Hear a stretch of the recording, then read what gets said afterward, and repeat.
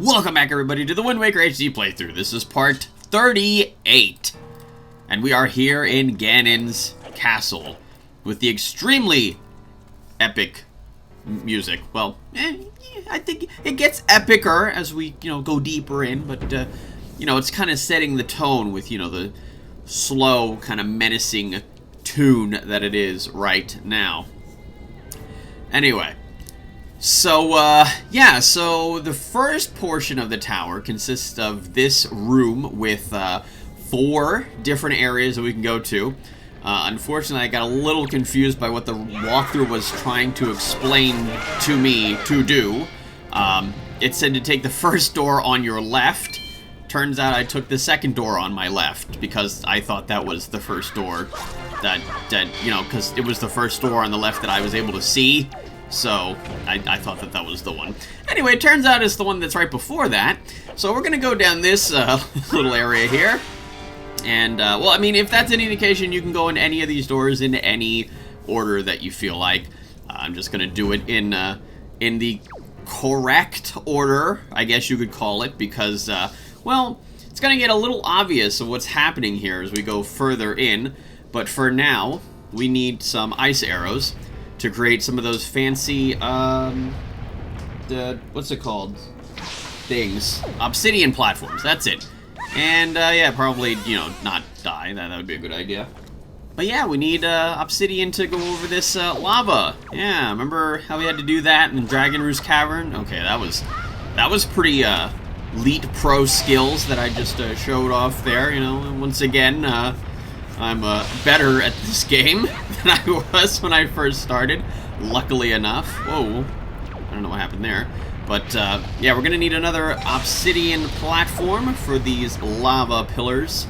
And have the furthest one take us up. Now, of course, as was the case with the first dungeon that I did, they do eventually go away. So you only have a limited time to actually make these platforms and get up on them. So I was kind of oh my, I don't know what happened. Yeah, it's kind of hoping that maybe I had just enough time to get up there, and luckily I did. Now we got to deal with these red bubbles. Although, I love how you can kill the red bubbles with the fire arrows. I don't know about that one, but I guess maybe, you're fighting fire with fire. Anyway, we open this first door, and a crazy, weird, warpy effect happens, and we are suddenly back in time, man. Yeah, so suddenly we're back in the past here for the very first fight, well, the first and only fight with Gohma. So that's basically gonna be the whole idea with this dungeon, or Ganon's Tower, I should say, the first portion. We basically have to go back in time and fight all of the 4 big bosses that we fought originally. And luckily, as you can see here, I'm already doing much better than I did the first time against Gohma. I understood now how to, Z-target with the grappling hook and, bop him in the eye. And then it just came down to me figuring out how to get him to stop, like doing the one claw attack and, just like all in with both claws so that I can actually, counterattack. I don't know what happened there. He kind of got stuck. Alright, so that's number 3. And then, of course, as was the case last time, bop him with 3 of those rocky platforms. And suddenly his weakness, or his vulnerable body, I guess, is exposed. So, yeah, like I said, oh, okay, so the grappling hook actually pulls him in, okay. So, yeah, like I said, as you can tell, a lot better than I did the first time. See, the pressure's kind of off now this time. See, boom, just like that, he's dead. Alright, I was like, that was my first, the big boss of the game, and, I was like, I was feeling pretty pressured, man. First time I fought Gohma, I was just like, oh god, this guy's gonna kill me instantly, isn't he? No, it turned out he was a lot less scary than I thought. So, with a little bit of experience, I was able to take him down much faster this time. Alright, so, you know me, I gotta collect stuff and farm stuff and all that. Anyway, so now we have to actually take the door that I took the first time by accident. Alright, well, forget that guy, see ya. Alright, So into this mock-up of the, or I guess like a recreation of the Forbidden Woods we go. Now, just like in the Forbidden Woods, we got to use the Deku Leaf and push those weird platform thingies towards me. Also, I forgot to mention that when you go in time to fight the bosses again, your items are reverted back to the items that you had when you first fought the boss. So that's why in the Goma battle, I was only able to use, my sword and the grappling hook. So yeah, and then, of course, because it's a big jerk, whoops, well, rip. Because the game is a big jerk, it doesn't, like, automatically reset your items back to what they were before you went into the fight, so you have to redo them again, which is why I paused earlier there. Anyway, so yeah, if that's any indication, when we go and battle, oh, what's that stinky guy's name? Now I'm gonna have to look it up, because I completely forgot what the second big boss's name is. Oh, Kalle Demos, that's right. So, once we go and fight that guy, we're gonna have, stuff that we had before, at that point, which, would have been the sword, the grappling hook, the Deku Leaf, oh, there was like, oh yeah, there's a summary thingy here, the spoils bag, oh, the boomerang, right, the boomerang, right, we had that, yes, and, that's basically it, as, it's for the useful stuff. But yeah, speaking of the boomerang, yes, extremely useful, because that's what we actually need to beat him again. So, oh god, that was insanely close. God, I hate P-hats so much. It's just like, that almost turned into my first experience with the outside of the Forbidden Woods. Like, my first experience with P-hats, when they killed me, as I was trying to go over that thingy. What's it called? The updraft. Anyway, so I learned that before I went into the door, those seeds you can break actually give you free stuff. So, I like free stuff, so I went ahead and took it. Okay, so then we go whoop, back into the past to fight Kalle Demos again. Alright, so I'm going to be dealing with my items here. Now, I super sped all of the boss fights because we know what's going to happen anyway, but this is basically how you're supposed to take him down the first time. When that happened, I was just like, oh my god, this is amazing. I was just like, wow. That's exactly what the walkthrough said that could happen. You could actually kill him the first time you chop him down. I just didn't expect myself to do it, and it just, that boss battle was so fast. It was scary. And I was amazed. Okay. Can we not have that happen? Thank you. Alright, how embarrassing that would have been. Being killed by a single bokoblin. No thanks. Alright, so now we go back into this recreation of the Earth Temple. Luckily, there is no medley this time to meddle in our affairs. Heh. Anyway, so this hallway is extremely simple now. Basically, it's just lined with all those coffins that we had to deal with the enemies and stuff inside. And basically, all you can just do is just, roll past all of them and then dodge everything. And I wasn't 100% sure if I was, like, supposed to actually fight those guys, because I think the walkthrough actually tells me, like, oh, hey, there's some guys in here that you have to kill to move on. But I figured if I'm fast enough, I can just dodge everything, and it turns out none of that is important. All that's important is actually this next portion, and the portion after it, which is after we roll past all of these coffins, then some of those shadow choo-choos will come out, and we need those guys to actually, turn them to stone, and then put them onto that button that was back there. So, oh hey, there's a fairy. Hey, how's it going? I figured, I might as well get that fairy before one of the, the bad dudes gets to it. Wouldn't want them to mess with the fairy or anything. That'd be pretty messed up. Alright. So, yeah, I was a little bit confused. I was just like, should I wait for these guys to come and follow me? And then I was just like, yeah, you know what? Forget it. I'm not going to wait. I'm just going to shine this sunlight at them, and while I'm at it, I might as well kill this random Poe, because it's there for me to kill. Alright. Just like with the ghost ship, how unbelievably upsetting and depressing that was. Anyway, Okay, so putting that guy onto that switch will cause a staircase to reveal just like one of the ones that were in the Earth Temple. Unfortunately, you have to be very, well, not very fast, but faster than, you know, placing one down and then killing a Poe. Probably don't want to kill the Poe. But, yeah, once you move quickly enough, then you can get there, and then the staircase will be available for you. Now, unfortunately, I got hit there. You know, it happens.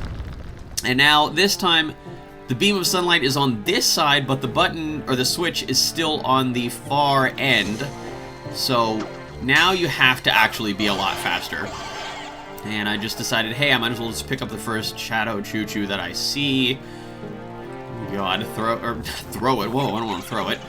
Bring it over there as quickly as I can. Okay. Now, this basically shows off the fact that you don't actually have to use the staircase to get up there. Just as long as you're there when it goes up, then you're up. Just like that. Again, you know, so it's a lot easier when I don't have medley to, you know, just to worry about. So, there we go. Alright, so in we go, and now we're going to be fighting Jalhalla. At least, I think that was that guy's name, right? Jalhalla? Now I gotta go look for it. Again, it's messed up, bro. Alright, but yeah, once again, this boss battle is unbelievably easy, just as it was before. So, you know, just super speedy time skip, kill these guys. I love how, you know, I had the hurricane spin ready to go. Just like, I knew it. I knew it was coming. I was gonna bop that guy in all the little pose that he's consistent of. Or consisting of, right.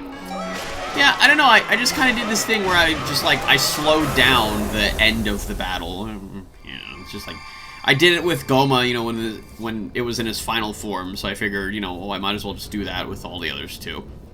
You know, even if they don't have a final form. But anyway, yeah, Jalhalla was his name. And now we go on to the fourth and final one. Gee, I wonder what it's going to be like. Or look like, I should say. Oh, and also, I forgot to mention that the music, when you go into each of the hallways that leads to the boss, is the same tune that was in, you know, each of those dungeons, but it's just got like this, the spooky, kind of like tense piano music from Ganon's Tower overlaid with it. And also, when you go to actually fight the bosses, it's kind of like a remix of the original battle music for the boss. Where am I going? I'm a little kerfluffed here. I don't know what's going on. Yeah, I appear to be going to the wrong door once again. Yeah, I think spinning around and getting those skulls, you know, just kind of messed me up. But anyway, time skippery, and I'm back out once again because, oh, that's right, I'm in the wrong door. Oh, those skulls on the ground. Alas, poor Yorick. That's what I'm thinking of. Alright. Now, for some reason, I forgot how to un-Z-target something, but hey, you know, those guys are easy enough to kill. Okay, get in there, and then we're back to, you know, this sort of recreation of the Wind Temple. I shouldn't say back to this recreation, but it's like we're back in the Wind Temple. Anyway, just like with the Wind Temple, we got the really annoying thrusting spikes that make weird noises, and the Wizrobes that die in one hit to the fire arrows, which I appreciate very greatly. So that's pretty much why I have the Iron Boots on a button, and the Deku Leaf, and the Hookshot on buttons.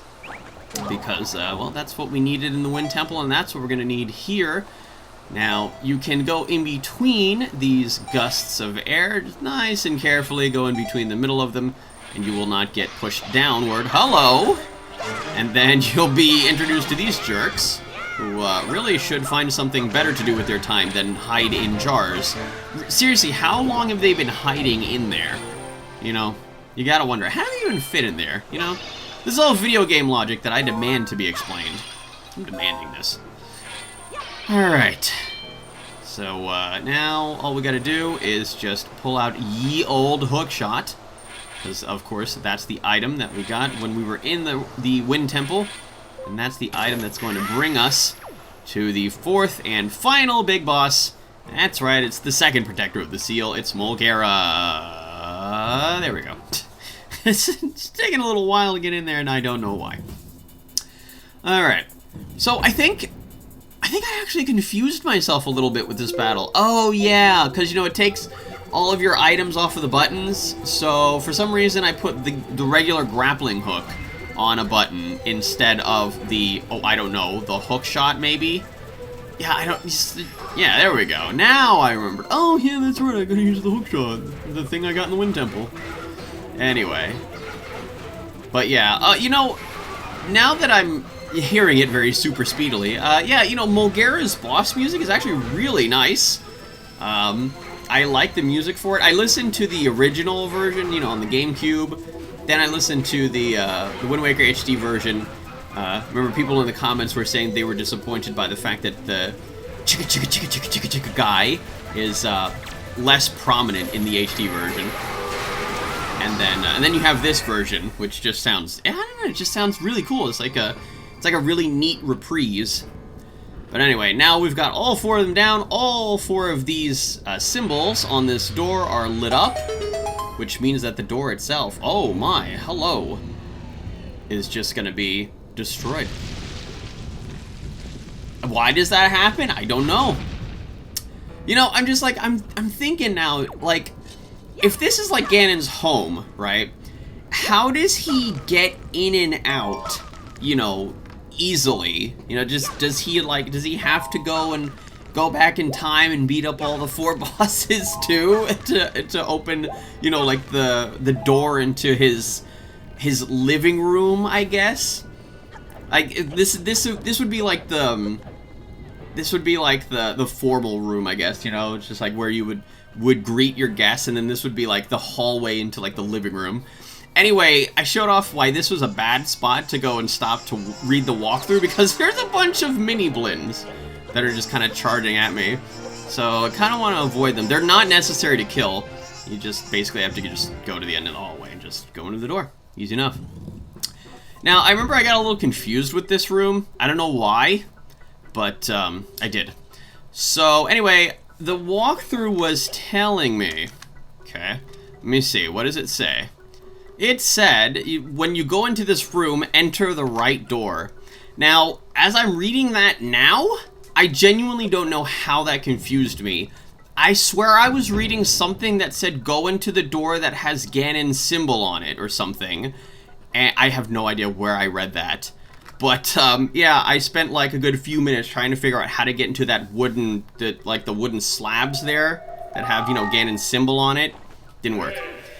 Anyway, so now in this room we've got torches that light up in a very specific pattern. And then we have the King of Red Lions communicating to us, telling us to basically remember that. The shape of the floor, the number of the thingies looking on the whatever, blah blah. Anyway, you know, if you're like me and you have a walkthrough, you don't really have to pay attention to that. But it is necessary to go into that door first before you go into this one. Now, it does sort of the same cutscene. It kind of zooms into this light, this switch, then this one over here, and then this one, and then last but not least, this one. Now, I wonder what that could mean. I think it means we have to take out the boomerang and not do that, because I genuinely thought that I was supposed to hit them one at a time. Turns out you're supposed to target them all in that very specific pattern. So the back right one first, then the front left, then the front right, then the back left. And boom, magic happens. It takes a little while for the little tune. Yeah, that one, to play. And hello! Ah! Hello! With a weird mask on his face. Ah! Hey, how's it going? I love how the King of Red Lions is just so casual about it. It's just like, oh, hey, how's it going? Oh, so this is the portal that Ganon was using. Oh, okay. Hey, we can use that too. What do you say? And I'd be like, oh, right. This is the part of the playthrough where I have to explain things and apologize. So, if you recall in the last 6 or so parts, I was running around the Great Sea. Well, I guess not running around the sea, collecting stuff. I don't know how to explain this, other than there are some more stuff that I forgot to collect. I know, I hear your collective groans, but I'm going to super speed every part of this. This took me a good while to actually run around and collect. But yeah, there was some treasure charts and some stuff around the Great Sea that I didn't collect. And I don't even remember what it was that I forgot, or that like made me realize that. But it's basically, first place that I'm going to is I gotta give this guy 3 skull necklaces or something, and then he gives me like this mini game where I have to collect his 3 pigs within 2 minutes, and then he will give me a treasure chart. I don't know how I didn't realize that I didn't have everything collected. Again, you know, and I have been getting some comments about, you know, how I've been talking about how this walkthrough isn't exactly the greatest thing in the world. Some people have been commenting and telling me that I should have used a different website. It was like Zelda Dungeons or something. And, you know, if I ever do another Zelda playthrough in the future, I most certainly will find a better walkthrough either on that website or someplace else. Heck, maybe I might even find somebody's YouTube Let's Play, okay?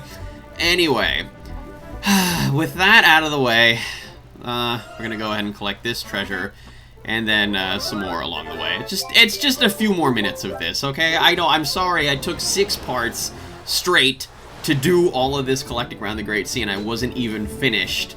But, you know, I promised a 100% walkthrough, playthrough, and I'm doing that. I'm sticking with it no matter what. So, I can't even remember what we got at the Earth Temple place, or was that the Wind Temple place, Gale Isle? At outset, I got an orange rupee, and, yeah, magically, I have a lot of money now. How did that happen? Oh, that's right, so, I remember when I was fighting Molgera, and I was looking at my rupees because I had the magic armor out. Yeah, it was like 1,100 rupees or something, and I thought that was my actual rupees. Turns out, when you go back in time, it actually gives you the same amount of rupees that you had then, too. Which is kind of goofy, but whatever. You know, I guess they're paying attention to detail.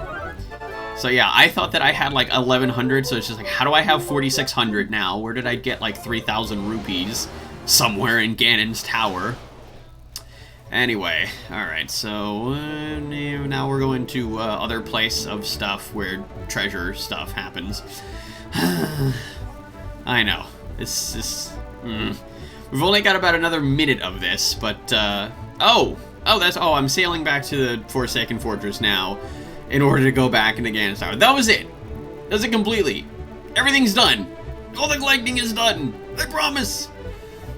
But anyway, so we're sailing back to the Forsaken Fortress, and so that's gonna be it for this part of the Wind Waker HD playthrough. Join me in part 39, where we'll be back in Ganon's Tower, and we'll be completely done with collecting stuff forever. See you all next time.